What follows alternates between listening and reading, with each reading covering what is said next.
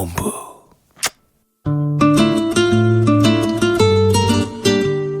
네, 1시 8분 지나고 있는데요. 시사본부는 청취자 여러분들의 참여 기다리고 있습니다. 샵 9730으로 의견 보내주시면 됩니다. 짧은 문자 50원, 긴 문자 100원. 어플리케이션 콩은 무료로 이용하실 수 있고요. 팟캐스트와 콩 또 KBS 홈페이지를 통해서 다시 들으실 수 있고 유튜브를 통해서도 직접 생방으로 확인하실 수 있습니다. 매주 수요일에는 전문성과 현장성 살아있는 고품격 범죄 수사 토크를 지향하는 아는 경찰 시간이 있습니다. 배상훈 전 서울경찰청 범죄심리 분석관 나오셨습니다. 어서 오십시오. 안녕하세요. 네, 김은배 전 서울경찰청 국제범죄수사팀장과 함께합니다. 안녕하십니까? 안녕하십니까? 네. 어제 오후에 고 이한열 열사 33주기 추모식에 민감용 경찰청장이 참석을 했습니다. 그리고 고 이한열 열사의 어머니 배은심 여사에게 경찰을 대표해서 사과했습니다. 직접 만나서 사과의 뜻을 표현한 게 처음이라고 들었어요. 33년 만인데 두 분께서 어떻게 보시는지 궁금하네요. 글쎄요. 이제 뭐 민감용 개인이 만난 건 아니죠. 이건 경찰, 15만 경찰이고 역사적인 의미를 갖는 부분인 거죠. 그동안 이제 일종의 여러 가지 사건이라든가 또 그에 관련된 죽음에 경찰들이 관련돼 있는 거는 뭐 부인할 수 없는 것이고 네. 거기에 뭐 폭력이라는 단어가 앞에 들어갔다는 거 많이 들어가 있었고 뭐 가깝게는 백남기 농민 사건에서도 그렇고 직접적인 어떤 성명서가 아니라 만나서 사과의 뜻을 표한 것은 그나마 이제 상당히 좀 진일보한 조치라고 보여지고요. 예. 저는 뭐 상당히 긍정적으로 봅니다. 김은배 팀장께서. 저도 감회가 새롭습니다. 제가 현직에 있을 때인데요. 예. 1987년 그 7월 5일 날 사망을 해서 이한열 군이 당시 연세대 경영학과 2학년이었었는데 사실은 대형 시위를 참가를 했는데 당시 시위를 막던 우리가 알던 정경호를 알고 있어요. 네. 이 체류탄을 발사하면 45도로 발사해야 되는데 아마 이유에 어떻든 간에 직각을 발사한 것 같아요. 그러니까 직접 사진도 다 나와 있어요. 사망을 했어요. 그렇기 때문에 거기에 대한 경찰의 책임을 묻는 건 당연한 건데 이번에 이제 민 청장께서 실제적으로 직접 찾아가가지고 참여한다는 말을 했습니다. 자기가 참여를 한다. 그리고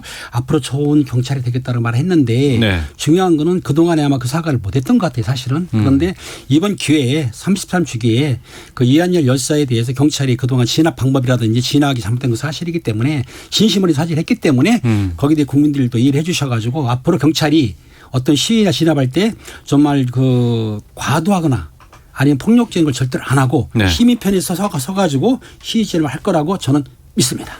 제가 87학번이지 않습니까? 개인적인 얘기를 말씀드려 죄송합니다만 전 그 자리에 있었거든요. 이한열 열사가 돌아가실 때. 그러니까 그런데 경찰이 됐습니다. 그러니까 아마 이런 경력을 가진 경찰은 대한민국 경찰 중에 몇 안 될 겁니다. 그때는 그 자리에 있었고 그 뒤에 이제 경찰로서 전 감회가 새롭습니다. 왜냐하면 그 뒤에 경찰을 한참 뒤에 들어왔지만 경찰을 알게 되고 또 경찰이 또 어떤 상황인지도 알게 되고 그렇지만은 우리 사회가 한 단계 더 넘어서기 위해서는 또 하나 해야 될 일들이 과제가 있다는 것도 알게 되면서 오늘 이제 남영동 대검무실 앞에서 60 민주항쟁 기념식을 대통령 참석해서 했거든요. 감회도 새롭고 우리 시대가 한 시대를 건너가고 있거나라는 생각도 들면서 반감이 교차했습니다. 그 남영동 대공분실에서 있었던 그 고문을 자행했던 분도 경찰인가요? 그러면? 경찰로 봐야 되나요? 이근한 씨가 있었고 그렇기 때문에 당연히 경찰 계급을 가진 경감 계급이었죠. 그거는 이제 대공분실은 대공분실 요원이라고 보안부 소속 직원들이 있었는데 보안수사대죠. 보안수사대에서 보안수사대. 그 이제 하지 말아야 될 지금 말하는 고민을 하는 걸 가혹행위를 해가지고 문제가 됐는데 지금 이한열 열사 같은 경우에는 고문이 아닙니다, 여러분. 그건 아니고 시위 진압 과정에서 체류탄 발사를 잘못했기 때문에 그로 인해서 사망을 하신 거예요. 그렇다 하더라도 경찰이 진압 시에는 진압 수칙을 지켜야 되고 그 시민이라든지 시위 학생들의 안전을 보장해야 되는데 그걸 못했기 때문에 그 경찰청장이 진심 어린 사과를 했고 앞으로는 그런 일이 없을 것이라고 이제 본인이 얘기를 한 거죠. 어쨌든 그건 경비경찰입니다. 부서로 나누면 경비경찰인 경비경찰. 백골단은요? 이은한 씨 그게 경비경찰이죠. 정식 계급을 가진 경찰관의 계급을 가지니까 경찰이 책임을 져야 되는 거고 이근한 씨도 역시 정식으로 경위 경감 계급을 가진 수사진의 어쨌든 보안 수사든 뭐든 경찰이었기 때문에 당연히 경찰이 책임을 져야 되는 거고. 그래서 이관원 씨는 처벌을 받았죠. 그 당시 박종철 열사 때는 그때는 그 고문을 했던 경찰관 모두가 처벌을 받았죠. 처음에는 이제 숨기려고 했었는데 나중에 숨기지 못하니까 전원 그 고문이 가담했던 경찰관들은 모조리 처벌을 받았습니다. 네. 숨기려고 했는데 숨기지 않았기 때문에 숨길 수 없었기 때문에 처벌을 받은 거 아니에요? 그렇죠. 그 조금 네, 그거는 이제 민주화의 힘으로 국민의 힘으로 된 거고 사실은 그런데 제가 계속 만감이 교차한다는 것은 과제가 많습니다. 네. 왜냐하면 경찰 내부에서도 개혁 과제를 여러 가지 했지만은 글쎄 100개의 개혁 과제가 있다고 하면 제가 보기에는 40 정도도 안 이루어지지 않았거든요. 그거는 아마 경찰개혁위원회에 있는 분들도 인정하실 겁니다. 네. 다양한 방식, 정보경찰 문제라든가 경비경찰의 운영 문제라든가 수사 문제라든가 이런 분들이 아직 갈 길이 멉니다. 민중의 지팡이라 그랬잖아요. 그렇죠. 예. 근데 우리 국민들이나 주민들을 위에서 서 있는 것보다는 국가 권력을 편에서 서 있는 경우가 과거에 꽤 많이 있었습니다. 오래 본다 그러면 제주 4.3 때도 그랬고 5.18 때도 그랬고 물론 이제 거기에 이건 나는 민중 편에 서겠다라고 하시는 분들은 다 또 퇴출당하거나 또 안 좋은 결말을 맞는 분들도 경찰 중에도 있었고요. 안병환 치안감 같은 분도 그렇죠. 계셨죠. 예. 가면 털고 갔으면 좋겠어요. 이제 지금 경찰은 그렇지 않은 경찰이다라는 것들을 확실히 털고 좀 잘못된 건 사과하고 이번에도 보니까 배원심 여사는 말로만 사과는 소용이 없다. 실질적인 사과가 있어야 하지 않겠느냐라고 답하셨다고 하던데. 그래서 이 문제는 이제 용산 참사라든가 네. 쌍용차 진압 그 관련된 부분에서 민사상 손해배상 문제 지금 처리가 안 되고 있거든요. 그 부분을 아마 언급하신 것 같아요. 배엄진 연사께서는. 그리고 제가 아까 말씀드린 경찰 개혁 과제 부분에서 미흡한 부분. 그러니까 두 가지 부분에서 말씀하셨다고 저는 이해하고 있거든요. 그런데 거기에 대한 민간 경찰청장의 아주 명확한 답은 없습니다. 예. 그야말로 국민 편에서는 친한 경찰, 아는 경찰로 거듭났으면 좋겠다는 생각이 들고 지금이 참 적당한 계기가 아닐까 싶어요. 그렇습니다. 경찰들이 이제 시위 진압에 동원돼서 막는 건 사실입니다. 법과 원칙에 따라 막는데 네. 그 현장에 하다 보면은 잠깐 좀 과잉 대응하는 경우가 있는데 실제적으로 과잉 대응하게 되면은 책임자도 처벌을 받고 네. 행위자도 처벌을 받고 지금 말씀하신 대로 손해배상 청구도 들어오기 때문에 법에 또 정의에 맞게 앞으로는 집회 시위를 막는다 하더라도 아마 법에 근거해가지고 또 과잉 진압은 하지 않을 거라고 저도 믿지만 네. 일반 시민도 믿을 거예요. 그리고 이제 바로 서고 우뚝 선 경찰이 내 주변에 있다 그러면 얼마나 든든합니까? 그렇죠. 또 국민들께서도 많은 지지 또 응원 또 보내실 것 같고요. 그렇게 된다 그러면. 자, 본격적으로 좀 말씀 나눠보도록 하겠습니다. 지난주에 저희가 좀 다뤘었습니다. 그리고 이제 아이가 사망을 했어요. 의붓 어머니가 9살 아이에게 거짓말을 했다는 이유로 가방에 들어가라고 했고 엄마는 3시간 외출까지 했습니다. 아이가 지난주에는 저희가 좀 의식 불명이다 이렇게 전해드렸었는데 그 사이에 이제 사망을 했습니다. 오늘 사건이 검찰로 넘어간다고요? 네. 조금 당시에 저희가 했을 때는 조금 차이가 있었죠. 그때는 시간이 3시간이라고 얘기가 됐었는데 네. 실제로 그 다음 바로 밝혀진 게 7시간이었고 그 가방 들어가게 한 것도 실제로는 그보다 큰 데서 먼저 한 다음에 두 번째에 들어가게 한 상태에서 죽게 만들었다는 부분이었고 결국 이렇게 되면은 아동학대 치사로 되는데 네. 본인 이제 이거 자체가 그러면 왜 그러면 살인죄가 적용이 안 되느냐. 근데 부검을 통해서 여러 가지 약동물 검사라든가 다른 부분에 검사해야 될 결과가 한 2주는 걸립니다. 네. 그렇기 때문에 그것이 나오지 않은 상태에서 살인죄로만 가게 되면은 공소 유지에 문제가 있을 수 있기 때문에 지금 상태로서는 아동학대 치사로 적용해서 송치를 하고 네. 추후 수사를 통해서 살인죄 적용 문제라든가 아니면 다른 여죄 부분에 대해서 여죄라는 건 그 이전에도 아동 학대가 학대가 있을 수 있을 수 있다. 있으니까. 그 부분에 대해서 지금 수사를 진행 중에 있습니다. 맞습니다. 6월 1일 날 사건이 발생해서 그 아동이 사망을 했습니다. 이건 오늘 10일 날 송치를 하는데요. 경찰에서는 10일 이상 구속자를 보관할 수가 없기 때문에 송치를 네. 하는데 아동학대치사로 송치를 했다고 그래요. 그렇다고 한다면 살인죄는 고의가 있어야 되거든요. 살해 고의가. 근데 아마 그 조사를 할 때 피해자 그 계모라고 그러죠.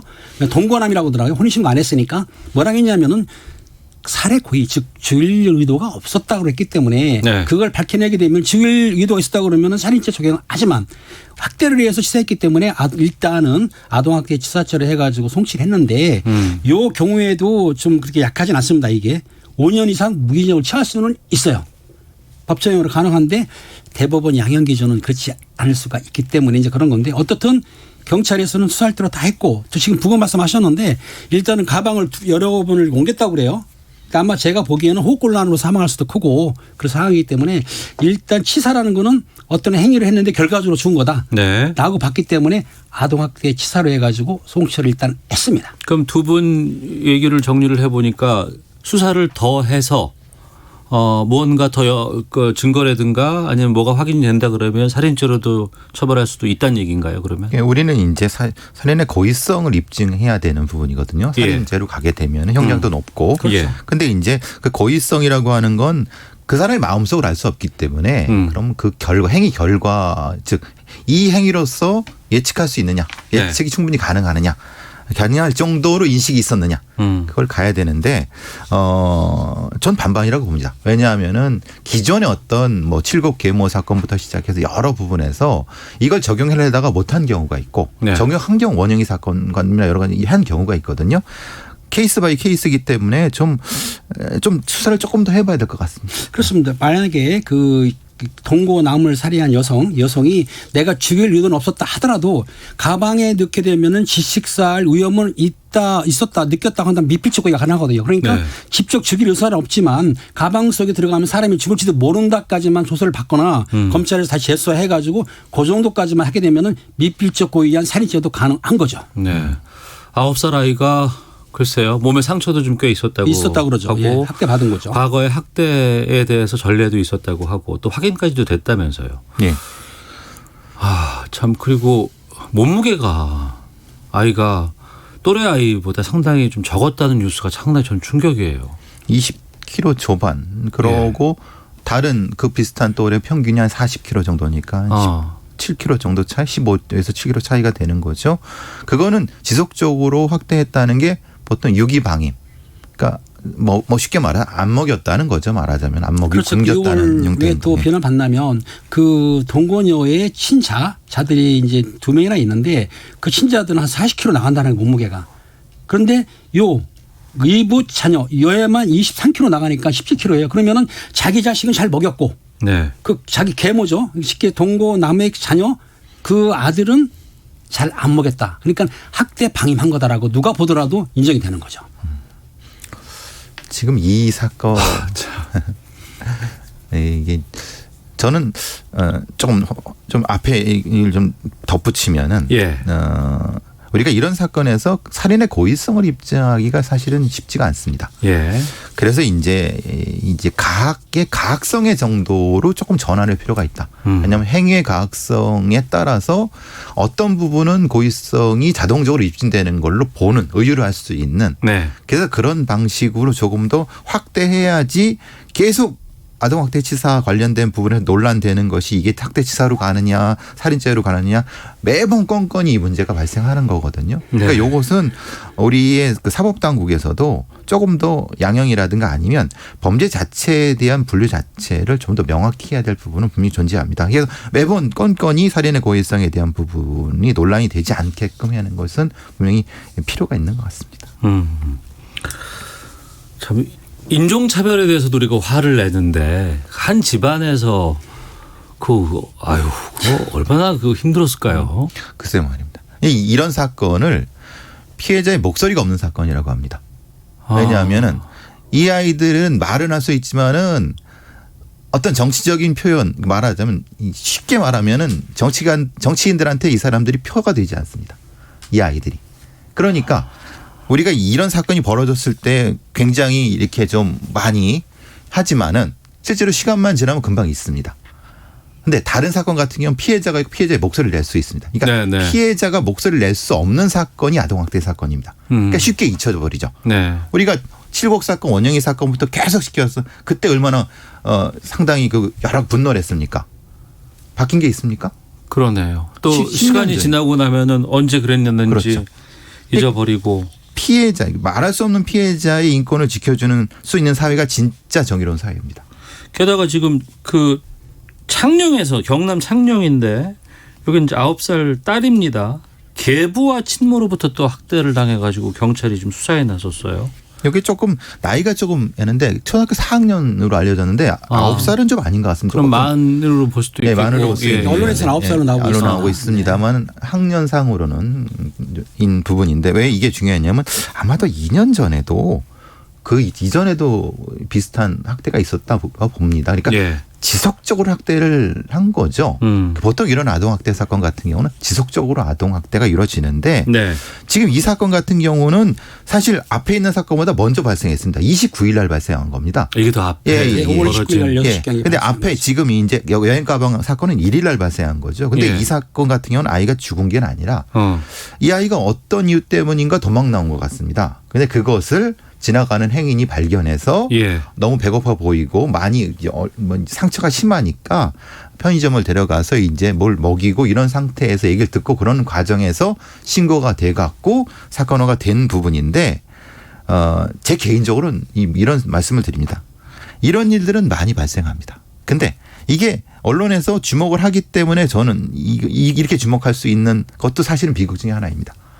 1년에 2만 건 이상 발생하는 거거든요. 이런 아동. 2만 건이요? 예. 사례, 학생 사례가. 우리 주위에서. 예. 근데 실제로 뭐 그보다 굉장히 높은 수준의 사건은 한 10,000건 정도 되지만은 예.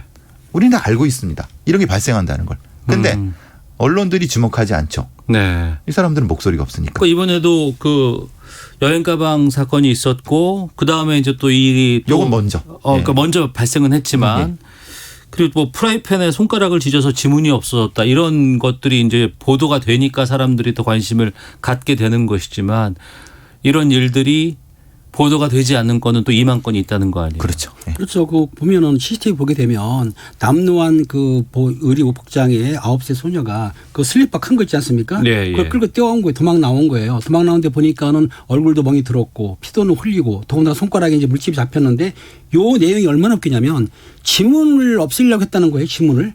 아시다시피 우리 지문 같은 경우는 지문은 이게 없어지지 않지 않습니까? 누구나 이제 할 수 있는 건데 이 지문을 없앤다는 얘기는 범죄자도 아닌데 지문을 없앨 정도라면 이거는 학대를 떠나서 거의 고문 수준인데 네. 어떻게 계부를 하더라도 그 어린아이의 지문을 없앨 생각을 했을까? 저는 그 부분이 좀 이해가 안 가는 거예요. 그러니까 네. 이거는 지속적으로 학대를 했다는 방증이 되는 거죠. 이전에도 했고 그렇기 때문에 이번에도 이 멍든 상태로 나가게 되면 자기가 흔히 말하는 범죄 위험이 될 수 있으니까 지문을 없애고 나가라. 그렇게 얘기를 했다고 지금 언론에 보도가 되고 그렇죠. 있습니다. 친부가 그랬다고 그러죠. 그런데 알다시피 지문을 없애면은 지문 찍지를 못하죠. 하지만 지문을 등록을 해야 됩니다. 무슨 말이냐면 우리가 주민등록증을 할 때 전 국민이 주민을 등록하기 때문에 인적사항이 올라가 있어요. 하지만 주민등록 안 한 아이들은 내가 그 가출이라든지 실종을 위해서 지구대나 파출소 가가지고 등록을 해야 되거든요. 네. 그럼 이 어린 아이를 등록했다는 얘기인데 지문은 할 수가 있습니다. 누구도. 근데 아마 지문을 했는지 모르겠지만 그 아버지 입장에서는 그러면 지문을 등록했다 하더라도 지문이 없어지면은 또 못 찾으니까 아예 애를 버리겠다는 얘기로 한 거란 말이에요. 그래서 계획성이 느껴진다. 그렇죠. 그런 말씀입니다. 네. 개개 하나하나 사건을 보면 너무나 화도 나고 또 아이가 불쌍하기도 합니다. 하지만 좀 냉정하게 본다 그러면 앞서 말씀하신 것처럼 분노가 무엇인가의 일을 해결할 수 있는 건 아니고 죄값을 치른다고 해서 이 아이들이 뭐 행복해지는 것도 아닌 것 같습니다. 핵심은 우리 주위에서 이런 일들이 발생하지 않도록 하는 여러 가지 제도적인 장치가 필요할 것 같은데 이게 지금 단계가 여러 가지가 있을 것 같아요. 신고를 만약에 한다거나 아니면 그러면 부모로부터 애들을 떼놔야 되는데 그럼 그 이후의 절차들은 아이들을 어디서 키워야 되는 것이며 법적인 체계들은 잘 되고 있는지 이것도 어디서부터 시작해야 될지 참 막막하거든요. 그 이전에는 중앙 아동보호 전문기관이라는 데가 없을 때는 예. 이것을 흔히 말하는 어디서 해야 될지를 잘 몰랐습니다. 그런데 예. 그것이 만들어진 것도 사실 얼마 안 되는 거고 예. 제가 그 중앙아동보호기관에 중앙아동보호기관이라는 곳이 있어요. 전문기관이라는 것이 예. 있습니다. 이전엔 그런 게 없었습니다. 네. 제가 1기부터 4기까지 그 강사들을 강의를 한 사람입니다. 그러니까 첫 번째 기수부터. 예. 그 어떻게 설치돼부터 제가 그걸 잘 알죠.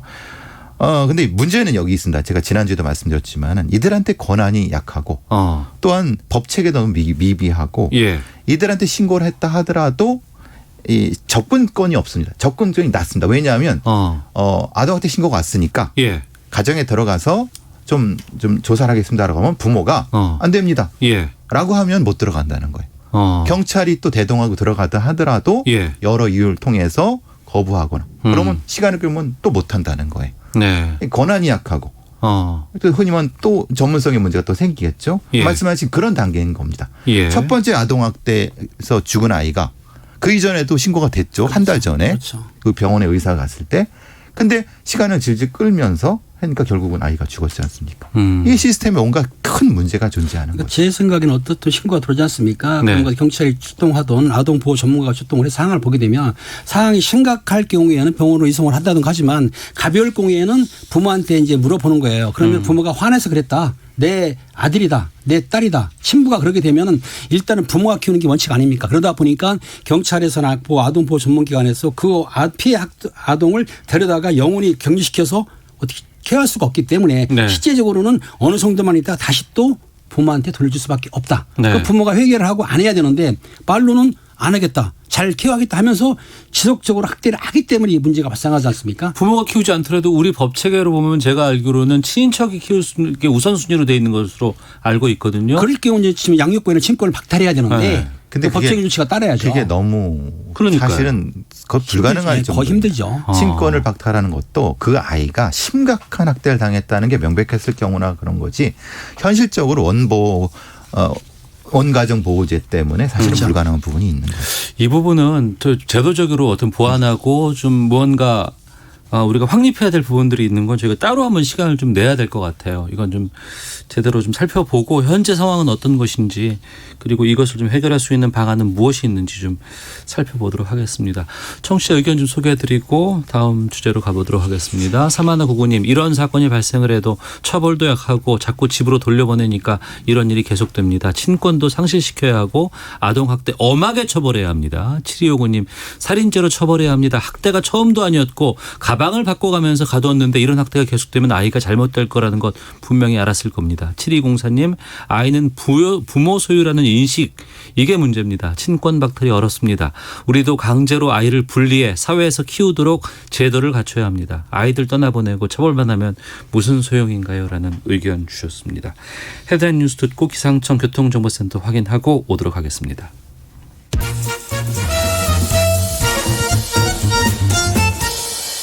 오태훈의 시사본부. 네, 아는 경찰 돌아왔습니다. 김은배 전 서울경찰청 국제범죄수사팀장, 배상훈 전 서울경찰청 범죄심리분석관과 함께하고 있습니다. 다음 사건 좀 보겠습니다. 술에 취해 길을 가던 여성을 추행해서 현행범으로 체포된 부산지검의 부장검사 사건이 있습니다. 김은배 팀장님, 이거 어떤 사건이에요? 참 어이없는 일이 발생했습니다. 네. 그 6월 2일 오후 11시 한 20분경에요. 네. 부산 진구에 있는 도시철도 1호선 앞에 그 도로상에서 네. 그 부산지검에 근무하는 모 부장 검사가 술이 취한 채로 네. 길을 가던 여성의 뒤를 양손을 벌쳐가지고 어깨를 잡았어요. 그러니까 여성이 이제 너무 놀래가지고 피한 거예요. 네. 그런데 한 600m나 1km라고 하더라고요. 그걸 따라갔어요.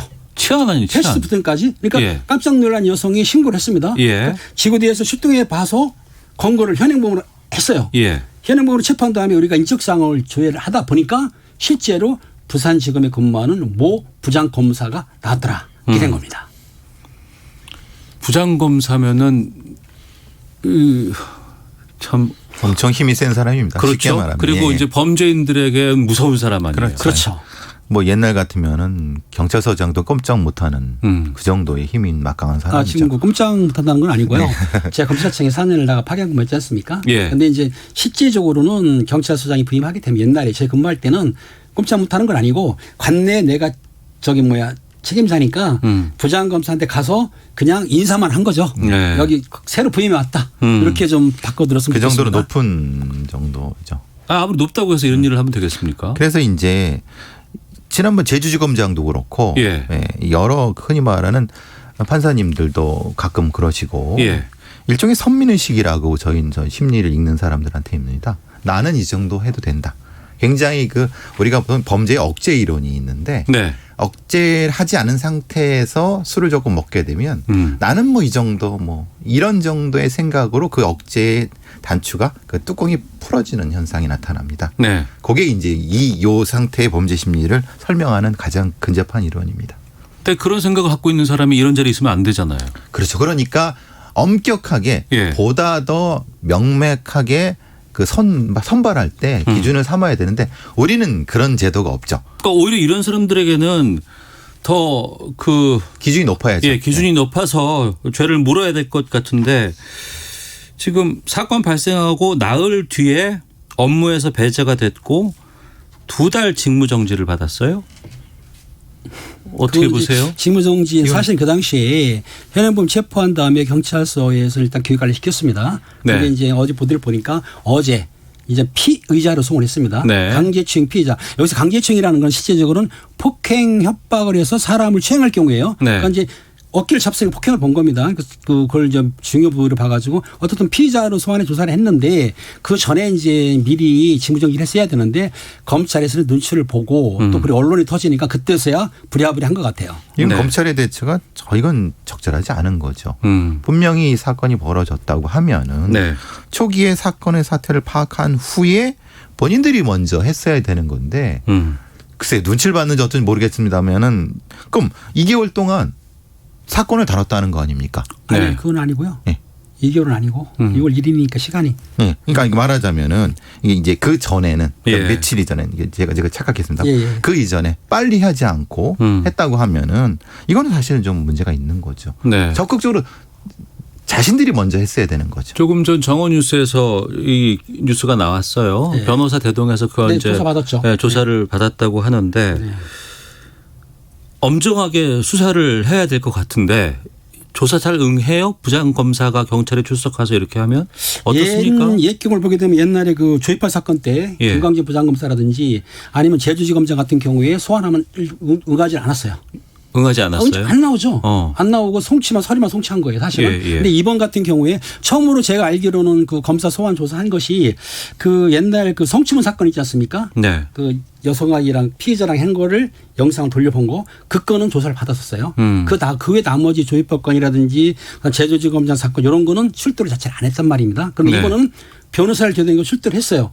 조사를 받았는데 실제적으로 담당 인사가 조사할 때 부담은 가겠지만 피의자 본인이 술 먹어서 기억이 안 난다. 기억이 안 난다. 네. 이 정도 수준이지 더 이상 뭐 어떻게 하겠습니까? 사실은 모른다. 기억이 안 난다는데 이렇게 된 상황이죠. 그래서 그러면 이제 과거에 뭐 저 상황을 이렇게 좀 돌려보면 분명히 이제 경찰에서는 한번 일회성으로 조사를 한다거나 한두 번 더 할 수는 있을지 그렇죠. 모르겠지만 네. 그러고 나서 검찰로 송치해를 해야 되는 거 아니에요. 송치를 하죠. 송치하면 검찰에서 이거 어떻게 처리할까요? 글쎄요, 이거를 뭐라고 말씀드리기 참 애매한데 예. 기존의 어떤 경찰 내부의 성범죄가 벌어졌을 때 네. 우리가 많이 얘기했던 경찰이 성범죄를 저지르면 송치하면 검찰에서는 당연히 이건 기소하겠죠. 기소하죠. 네. 예. 근데 이제 뭐 우리가 많이 들어봤던 네. 대로 사실 미정민적 처리했다 이런 것들이 내부 고발로서 이문정 검사님도 그런 네. 말씀을 하시잖아요. 예. 내부에서 벌어져도 성추문 같은 성 문제 같은 경우도 제대로 처리가 안 된 것이 네. 몇 건 있다라고 이문정 검사가 말씀하신 것처럼 그렇게 되지 않길 바랍니다. 이게 뭐라고 말씀드리기가 참 애매합니다. 그러니까 제가 보기에는 만약 경찰에서 강제추행죄를 적용하게 되면 네. 10년 이하 징역이나 1,500만 이하 벌금이에요. 네. 그럼 송치를 할 거 아닙니까? 만약에 예. 구속은 안 한다 하더라도 불구속 송치한다 하더라도 검찰에서는 이 부담이 갑니다. 왜냐하면 약속 기소하기가 좀 힘들 거예요. 옛날에 보게 되면은 검사 같은 경우에 1년 구형한 경우도 있긴 있어요. 그러니까 이 사건이 언론도 기사화됐고 또 경찰에서 기소견을 보낸다고 한다면 약식 기소, 즉 벌금 처리하기는 쉽지는 않고 이걸 기소하는 게 원칙인데 내부 사정이 어떨지는 저도 알 수가 없는 거죠. 일반 검사도 아니고 부장검사라면서요. 그렇죠. 그러니까요. 그럼 위적위적 되다가 시간 지나고 나서 다 잊혀지고 언론에서 별로 관심 없고 그러면 그냥 흐지부지 되는 거 아닌가요? 그때쯤 이제 사표를 내고 예. 그리고 변호사 개업하는 방향이 보통의 일반적인 상황이죠. 어. 왜냐하면 사건이 문제가 벌어졌을 때 사표 내면 수리하지 않는 상황이 거지만은 네. 그래서 참 뭐라고 말씀드리기 참 어렵다는 게 그 말씀입니다. 그 일반적이지 않아야 됩니다. 그거. 그렇죠. 예. 예. 알겠습니다. 아는 경찰 마치도록 하겠습니다. 배상훈 전 서울경찰청 범죄심리분석관, 김은배 전 서울경찰청 국제범죄수사팀장과 함께했습니다. 두 분 말씀 고맙습니다. 감사합니다. 감사합니다. 오태훈의